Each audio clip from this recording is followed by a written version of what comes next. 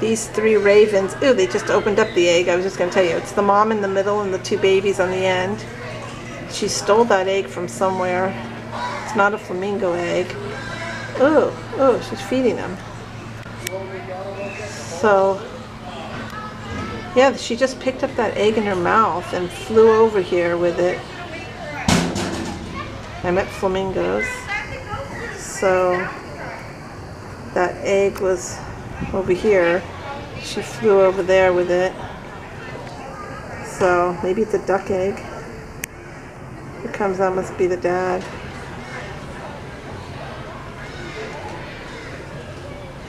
Mom and dad and the babies. Yeah, that's dad. He's feeding it now.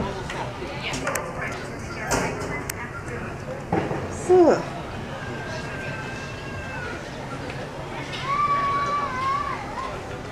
Well,